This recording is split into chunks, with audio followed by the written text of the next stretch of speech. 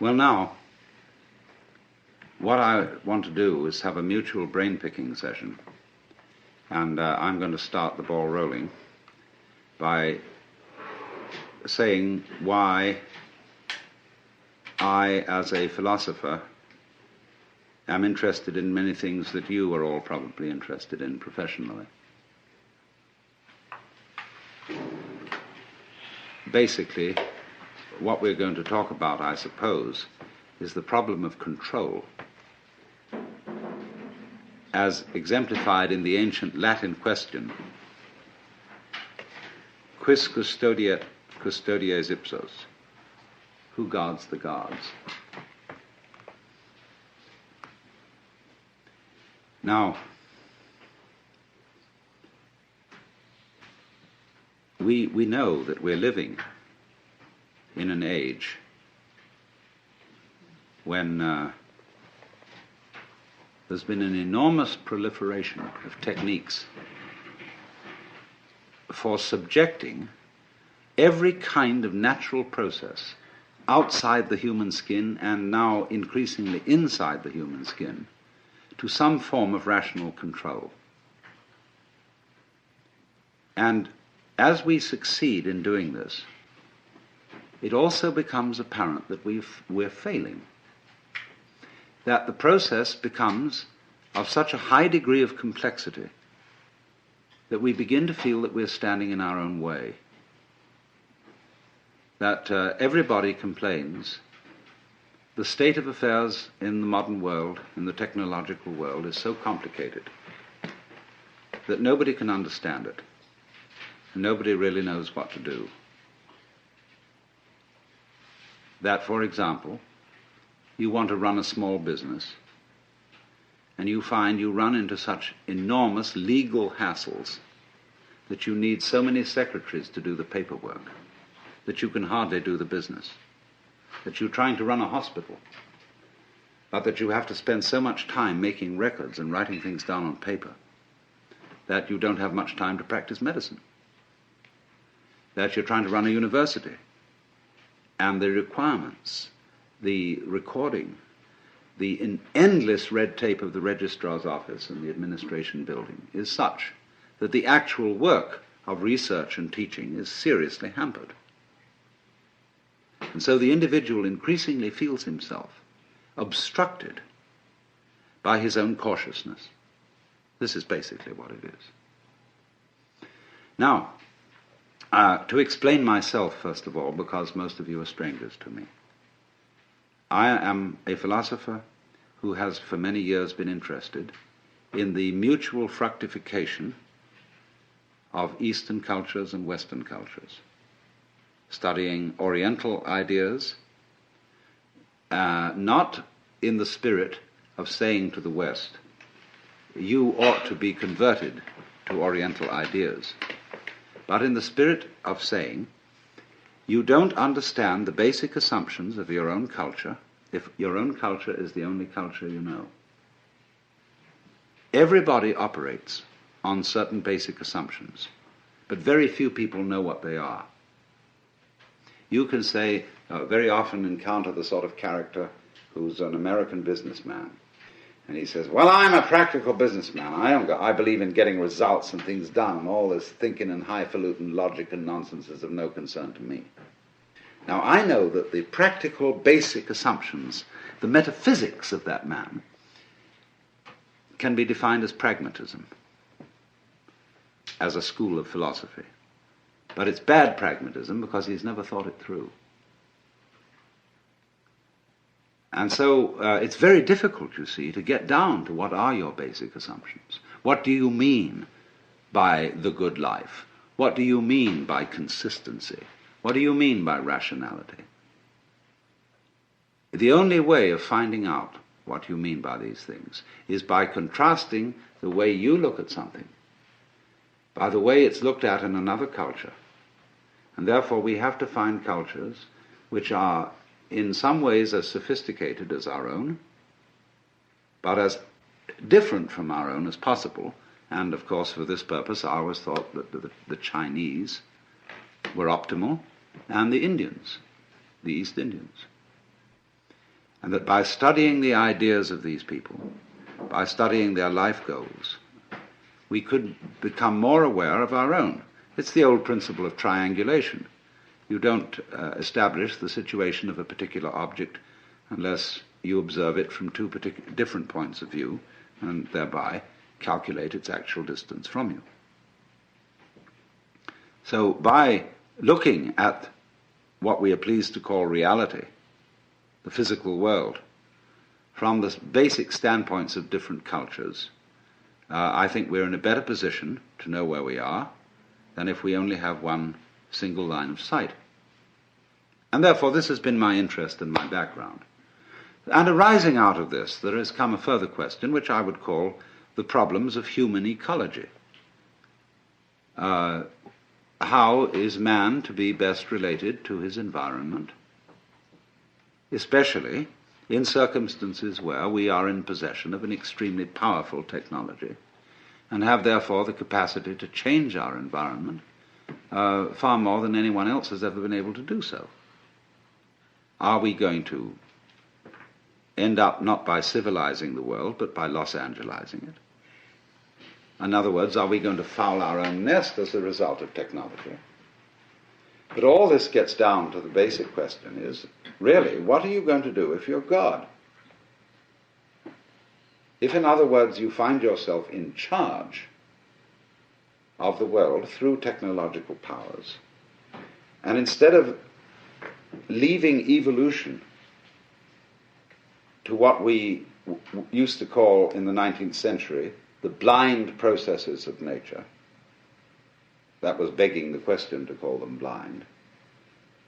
But at any rate, we say we're not going to leave evolution anymore to the blind forces of nature, but now we're going to direct it ourselves, because we are increasingly developing, say, control over genetic systems, control over the nervous system, control over all kinds of systems. Then simply, what do you want to do with it? But most people don't know what they want, and have never even seriously confronted the question of what they want. You ask a group of students to sit down and write a solid paper of 20 pages on what is your idea of heaven. What would you really like to happen if you could make it happen? And that's the first thing that starts people really thinking, because you soon realize that a lot of the things you think you would want are not things you want at all. Supposing, just for the sake of illustration, you had the power to dream every night any dream you wanted to dream. And you could, of course, arrange for one night of dreams to be 75 years of subjective time, or any number of years of subjective time. What would you do? Well, of course, you'd start out by fulfilling every wish. You would have routs and orgies and all the most magnificent food and sexual partners and everything you could possibly imagine in that direction. When you got tired of that, after several nights, you would switch a bit and you would soon find yourself involved in adventures and contemplating great works of art, fantastic mathematical conceptions. You would soon be rescuing princesses from dragons and all sorts of things like that. And then one night you'd say, now look, tonight what we're going to do is we're going to forget this dream as a dream. And we're going to be really shocked. And when you woke up from that one, you'd say, ooh, wasn't that an adventure? Then you would think more and more far out ways to get involved and let go of control, knowing that you'd always come back to center in the end. But while you were involved in the dream, you wouldn't know you were going to come back to center, be in control. And so eventually you'd be dreaming a dream in which you found yourselves all sitting around in this room, listening to me talking, all involved with the particular life problems which you have. And maybe that's what you're doing.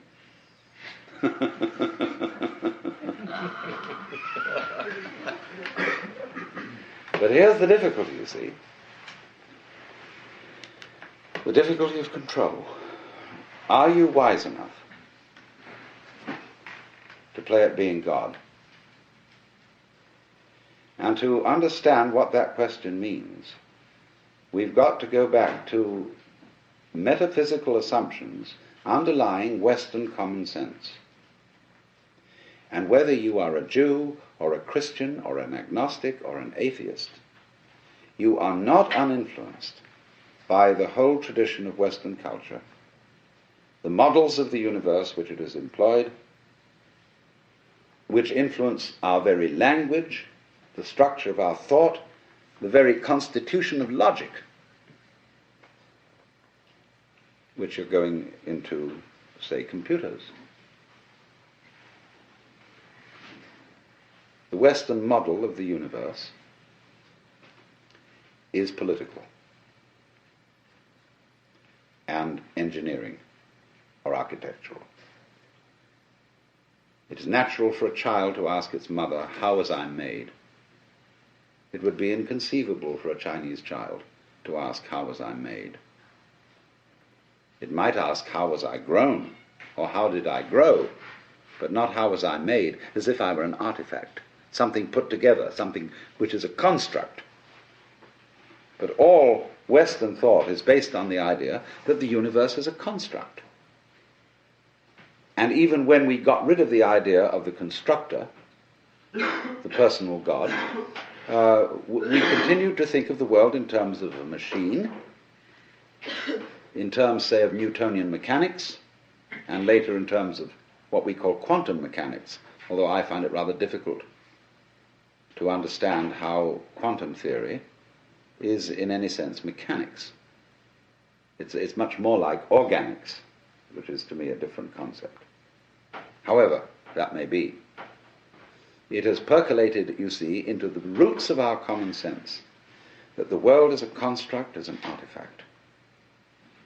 And therefore, as one understands the operations of a machine by analysis of its parts, by separating them into their original bits, we have bitted the cosmos and see everything going on in terms of bits of information, and have found that this is extremely fruitful in enabling us to control what's happening. After all, the whole of Western technology is the result of bitting. Let's suppose, you want to eat a chicken. You can't eat the whole chicken at once. You have to bite it. You have to reduce it to bits. But you don't get a cut-up fryer out of an egg. It doesn't come that way. So what has happened is this, that we don't know the origins of all this. It's maybe go back thousands of years. The way we develop the art of thinking, which is essentially calculus, is this. The universe as it comes in nature, the physical universe, is something like a Rorschach blot. It's all wiggles.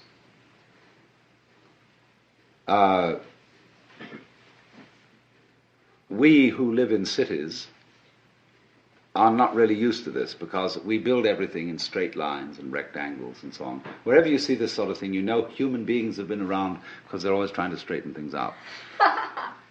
But nature itself is clouds, is water, is the outlines of continents, is mountains, is biological existences, and all of them wiggle. And wiggly things are to human consciousness a little bit of a nuisance, because we want to figure it out. And it is as if, therefore, some ancient fisherman one day held up his net and looked at the world through the net. And he said, "My, just think of that. There I can see the view, and it's one, and that peak of that mountain is 1, 2, 3, 4, 5, 6 holes across. And the base is 1, 2, 3, 4, 5 holes down. Now I've got its number. See?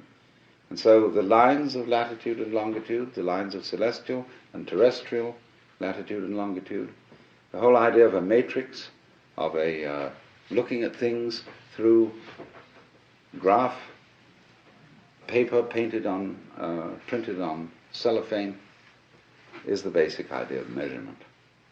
This is the way we calculate. We break down the wiggliness of the world into comprehensible, countable, geometrical units, and thereby figure it and construct it in those terms. And this is so successful up to a point that we can, of course, come to imagine that this is the way the physical world really is. Discrete, discontinuous, full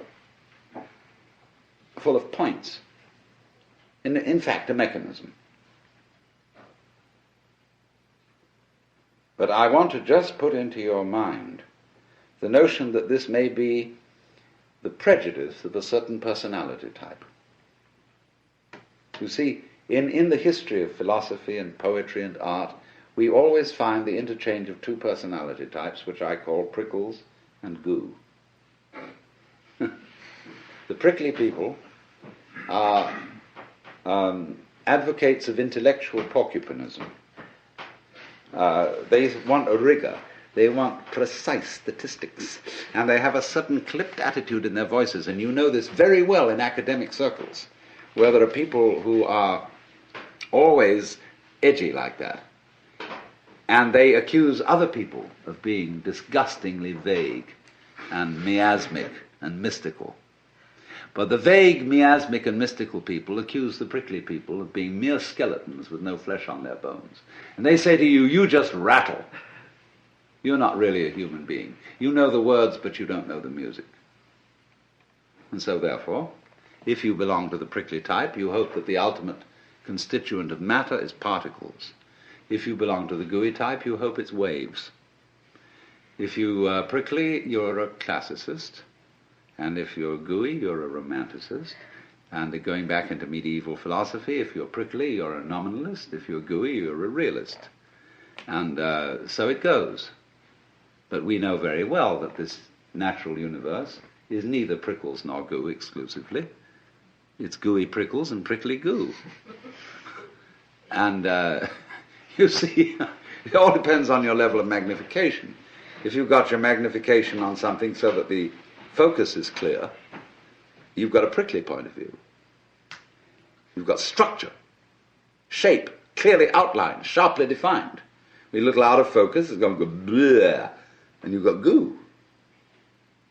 But we're always playing with the two, because it's like the question is the world basically stuff, like matter, or is it basically structure? Well, we find out, of course, today that in science we don't consider the idea of matter, of there being some sort of stuff, because supposing you wanted to describe stuff, in what terms would you describe it? You always have to describe it in terms of structure, something countable, something that can be designated as a pattern. So we never get to any basic stuff. It seems to me that this way of thinking is based on a form of consciousness which we could best call scanning. The capacity to divide experiences into bits is somehow related to a physical facility which corresponds to sweeping a radar beam or a spotlight over the environment. The advantage of the spotlight is it gives you intensely concentrated light on restricted areas. A floodlight, by comparison, has less intensity. But if you examine, say, this room were in total darkness, and you used the spotlight, very thin beam, and you scanned the room with it, you would have to retain in memory all the areas over which it passed, and then by an additive process, you would make out the contours of the room. And it seems to me that this is something in which civilized man, both in the East and in the West, has specialized. in a method of paying attention to things which we call noticing. And therefore it's highly selective. It picks out, it's punctive, it picks out features in the environment which we say are noteworthy and which we therefore register with a notation, be it the notation of words, the notation of numbers, or such a notation, say, as algebra or music. So that we notice those things, only those things, for which we have notation. When a child, very often child will point at something and say to its parents, "What's that?" And they're not clear what the child is pointing to. The child has pointed to something which we consider is not a thing. The child has pointed to an area, say, of funny pattern on a dirty wall, and has noticed a figure on it. But the child doesn't have a word for it and says, "What's that?" And the adult says, "Oh, that's just a mess." Because that doesn't count for us as a thing. So you come through this to the understanding, what do you mean by a thing? It's very fascinating to ask children, what do you mean by a thing? And they don't know, because it's one of the unexamined suppositions of the culture. What do you mean by an event? Well, everybody knows what an event is, but nobody can say. Because a thing is a think. It's a unit of thought, like an inch is a unit of measurement. And so we thing the world, that is to say, in order to measure a curve, you have to reduce it to point instants.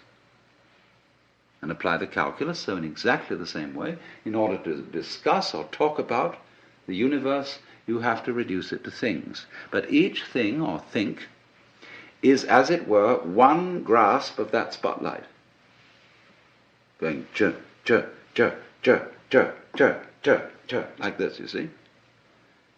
So we reduce the infinite wiggliness of the world to grasps or bits. We're getting back to biting, you see, the idea of the teeth. To grasps of thought. And so we thereby describe the world in terms of things, just as that fisherman could describe his view by the number of net hole through which the view was showing. And this has been the immensely and apparently successful enterprise of all technological culture, superbly emphasized by ourselves. As one understands the operations of a machine by analysis of its parts, by separating them into their original bits, we have bitted the cosmos and see everything going on in terms of bits of information, and have found that this is extremely fruitful in enabling us to control what's happening. After all, the whole of Western technology is the result of bitting. But the problem that arises is this. First of all, very obviously, everybody knows, I hardly need to mention it. Go to the science of medicine. You get a specialist who really understands the function of the gallbladder. And he's studied gallbladders ad infinitum, and he really thinks he knows all about it. But whenever he looks at a human being, he sees him in terms of gallbladder. And so if he operates on the gallbladder, he may do so very knowledgeably about that particular area of the organism, but he does not foresee the unpredictable effects of this operation in other connected areas, because the human being's gallbladder is not a thing in the same way as a spark plug in a car can be extracted and a new one replaced. Because the system isn't the same. There is a fundamental difference between a mechanism and an organism, which can be described operationally. Mechanism is assembled. You add this bit to that bit to that bit to that bit. But an organism grows. That is to say, when you watch in a microscope a solution in which crystals are forming, you don't see this thing of little bits coming in, joining each other and finally making up a shape. You see a solution where, well, it's like when you watch a photographic plate developing. Where suddenly the whole area which you're watching seems to organize itself, to develop, to make sense. Moving from the relatively simple and gooey to the relatively structured and prickly. But not by addition. So then, if we are trying to control and understand the world through conscious attention, which is a scanning system, which takes in everything bit, what we're going to run into is that if that's the only method we rely on, everything is going to appear increasingly too complicated to manage. So that you get, for example, let's take the problem of the electronic industry. The catalogues of products that are being produced over the world by the electronic industry. Who has read all the catalogues? How do you know where you've got something you're working on, whether it's patented or not? Who else has taken out a patent? Has anybody had time to read all the catalogues? Well, nobody has. They're just voluminous. And it's exactly the same in almost any other field. There's an information explosion like a population explosion. How on earth are you going to scan all that information? Yes, of course you can get computers to help you in this direction, but by Parkinson's law, the sooner you become more efficient in doing this, the more the thing is going to develop, so that you will have to have more efficient computers still to assimilate all the information. You'll be ahead, but only for a short time. So you see, there's this problem of the sort of competition of consciousness, of its how fast can you go, duty, and keep track of it, you see? And say, I've got a good memory, I can keep track of that. And you say to you, I bet you can't. I'll go more complicated than you. See, musicians do this, well, drummers, you know. And they get things going, and they start, and so long as they count, and lots of musicians do count, it is crazy, but they do. And they count, and they outcomplicate each other to the point where you can't retain it any longer in memory. So you say, okay, if I can't retain it, we've got this gadget here that can. And we've got these marvelous mechanical memories, and they will retain it. And they'll go much more fancy. They'll go this duty at a colossal speed, like that, you see. But it's the same old problem. Because you get something that can outdo that.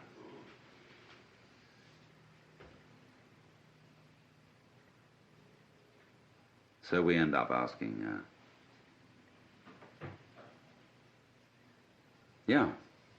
but supposing there were some other way of understanding things. Let's go back from the spotlight to the floodlight, to the extraordinary capacity of the human nervous system to comprehend situations instantaneously, without analysis. That is to say, without verbal or numerical symbolism of the situation in order to understand it. I hope you understand what I mean by that. It's clear. We do that. We have this curious ability of pattern recognition. which the mechanical systems have only in a very primitive way. Xerox have put out a machine which recognizes figures written in almost anyone's handwriting, provided their handwriting is fairly grade school and normal. But a computer has a terrible time trying to recognize the letter A when it's printed in, say, sans serif, Gothic, longhand, or whatever kind of A you may write. The human recognizes instantly this pattern, but the computer is still at a disadvantage here. It seems to lack a kind of capacity I would call field organization, because it's all punctive, it's digital. It is like a newspaper photograph, which when you look at it under a microscope is all dots. Now, so the problem is this.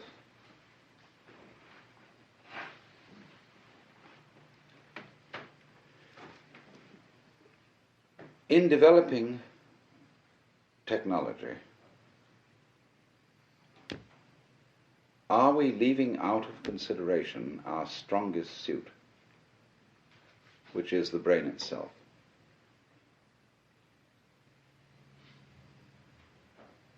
See, we are at a situation where the brain is still not really worked out by even the most competent neurologists. It puzzles them. They can't give a model of the brain in numerical or verbal language. Now, you are that, you see. You are this thing. You yourself are this thing which you yourself can't figure out. In the same way that I cannot touch the tip of this finger with the tip of this finger. I can't bite my own teeth. But I, who is attempting to touch the tip of this finger with this finger, am, by the sheer complexity of my structure, far more evolved than any system which I can imagine. This is, in a way, slightly akin to the Gödel theorem, that you can't have a system of, say, a logic which defines its own axioms. The axioms of any given system must always be defined in terms of a higher system. All right, so you are the most complex thing that has yet been encountered in the cosmos. And you can't figure you out. Now, suppose we're going to try to do that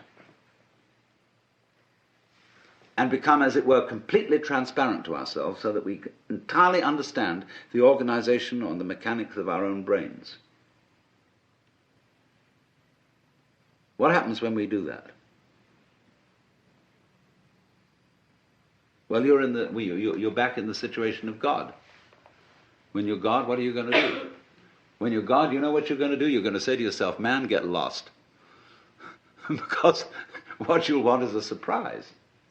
And when you've figured everything out, there won't be any surprises. You'll be completely bored. But on the other hand,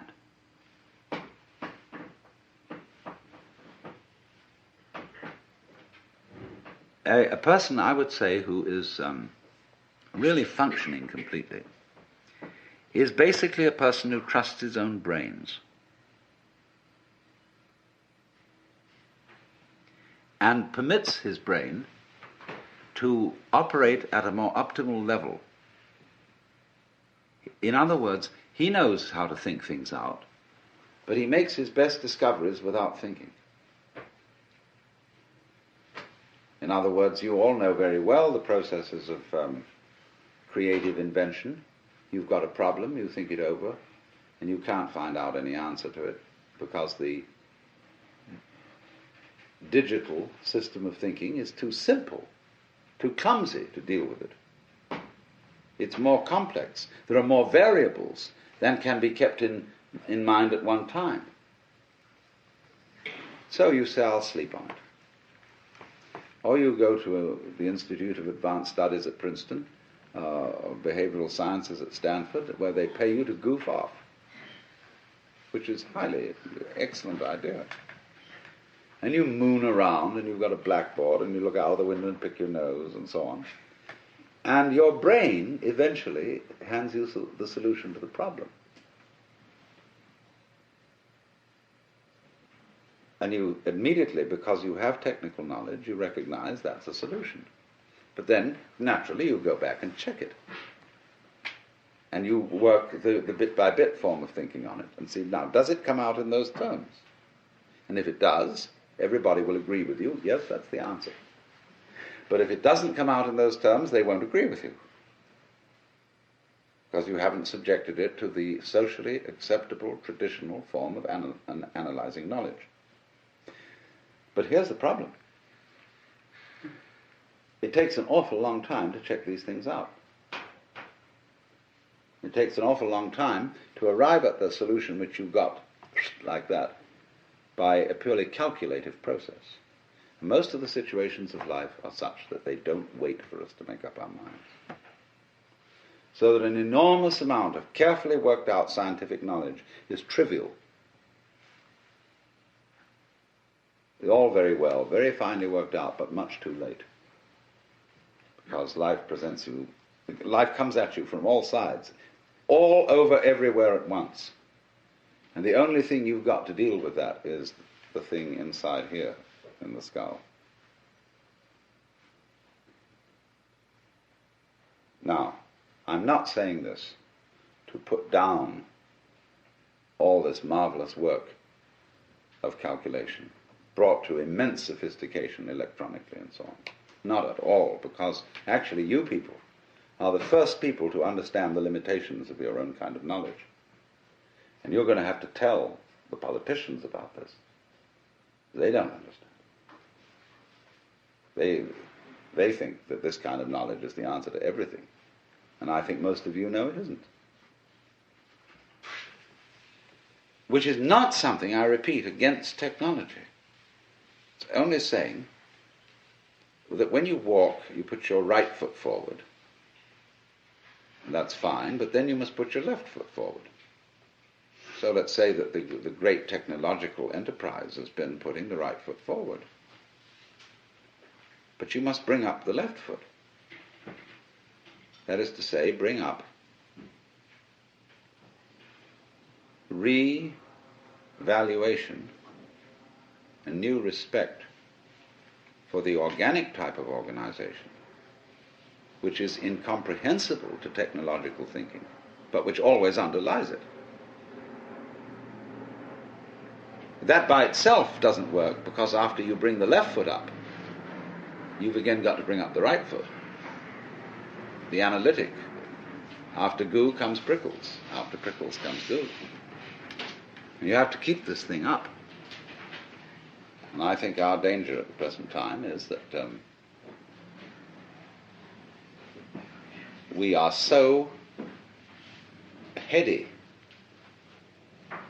so delighted with the results of prickles, that we've got to let back a little bit of goo into the system. Well, now, what we've got to try and do is, I think, to work out a way of making the brain itself more efficient.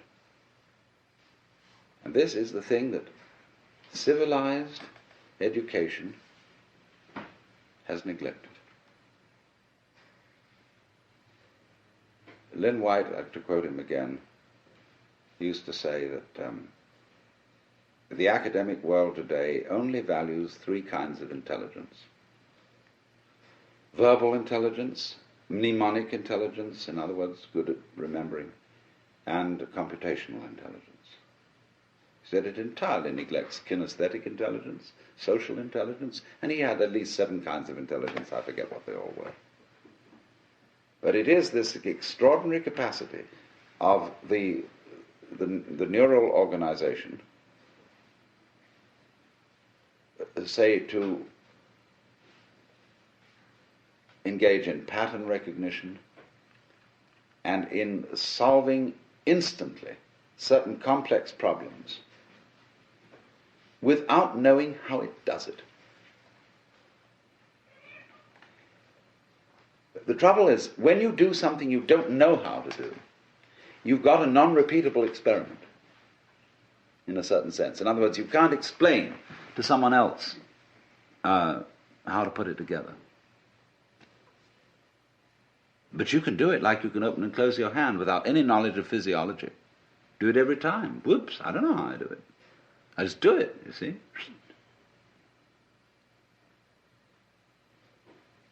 So we have an enormous potential of intelligence, of knowing how to do all sorts of things, which, to the extent that we are academically minded people, we won't allow ourselves to do, because we can't explain it.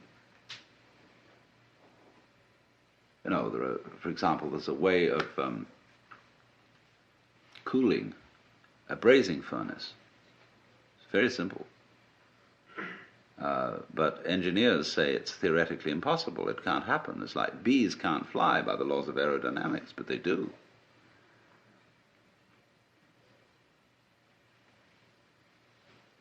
So the rather practical issue I come to is this, that technology, if it relies exclusively on linear thinking, is going to destroy the environment.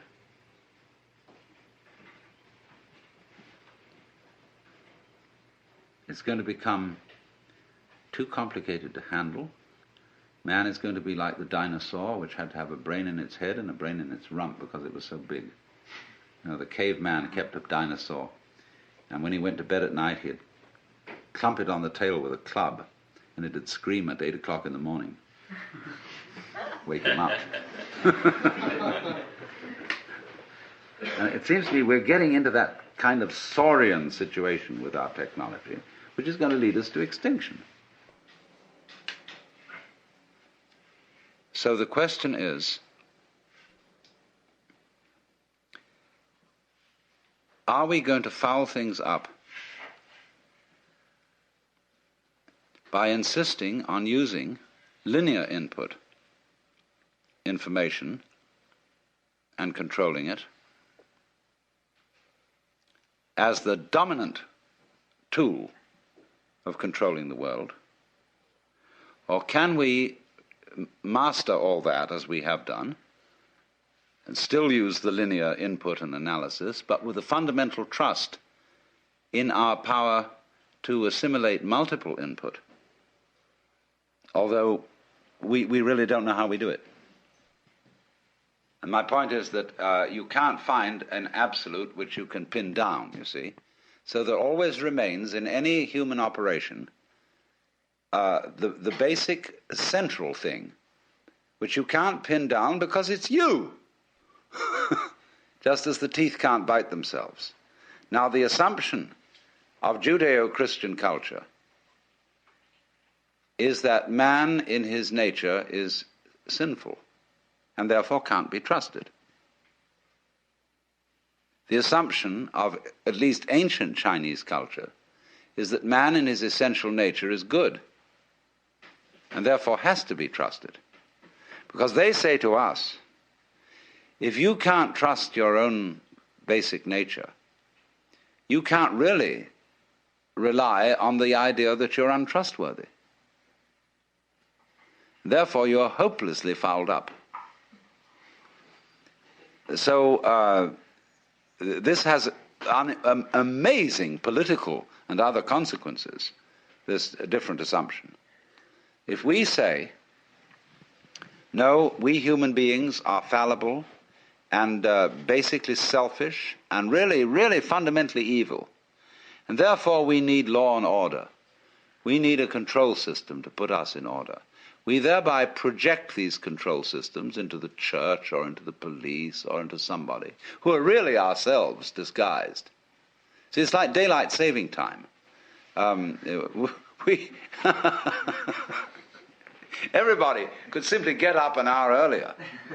But instead of doing that, we alter the clock, because the clock is a kind of authority. And we say, well, the clock says it's time for you to get up. And the Amerindians laugh at the palefaces because they say, paleface, he doesn't know when he's hungry until he looks at his watch. And so in this way we become clock-dominated. And the abstract system takes over from the physical, organic situation. And this is my big pitch, if I'm going to make a big pitch, is that we've run into a cultural situation